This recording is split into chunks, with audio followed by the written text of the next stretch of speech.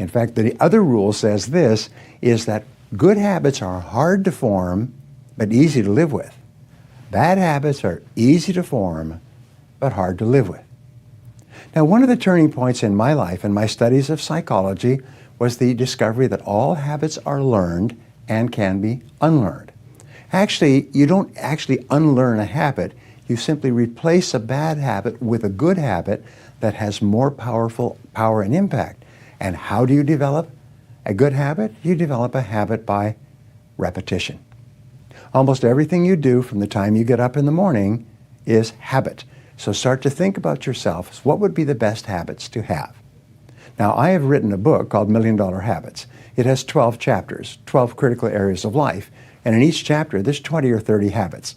So let me give you some of the best. People are always thinking of the most important things that they can do right now to achieve their most important results.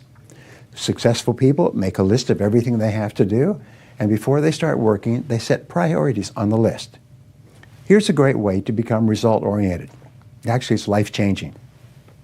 Ask yourself, once you have your list for the day, if I could only do one thing on this list before I was called out of town for a month, what one activity would I want to be sure to get completed? And put a circle around that and start on that activity immediately, first thing, and then discipline yourself to work nonstop until you complete that one activity. This simple technique has taken people from rags to riches all over the world for at least 100 years. Pick your most important task and start on it immediately, and then discipline yourself to stay with it until it's complete. Another habit that you can, number one, develop the habit of daily goal setting and goal orientation. What does this mean? It means when you go to sleep at night, think about your goals for the coming day.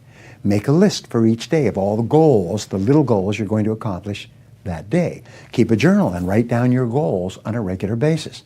When you're driving through the day, think about your goals. When you're talking to other people, think about your goals. You see, you do become what you think about most of the time. You do achieve what you think about most of the time.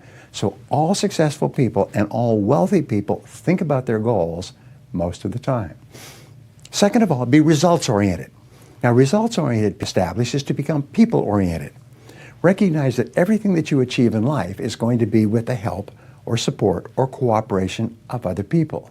So always think, what is it that other people want and need from me? How can I help other people so they'll want to help me back?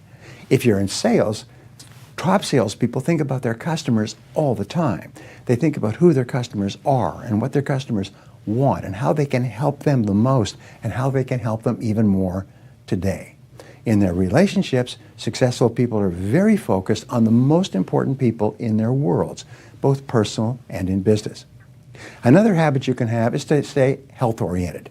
Think about your health most of the time. Think about eating less food and better food. Think about daily exercise. Think about getting lots of rest. Remember, to be successful in our competitive world, you need a lot of energy. To have a lot of energy, you've got to eat good foods, get lots of rest, and exercise all the time.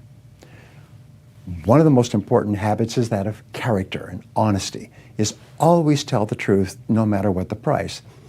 And the final characteristic, the final habit, is that of self-discipline. And I have written and spoken upon this for years and years and years, but self-discipline seems to be the foundation habit that makes everything else possible.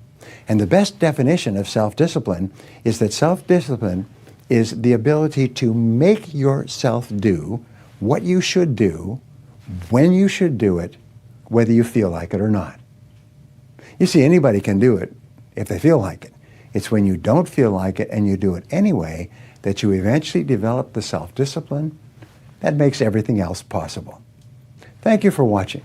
What is the one habit that you should start to develop right now that will help you more than any other habit to achieve your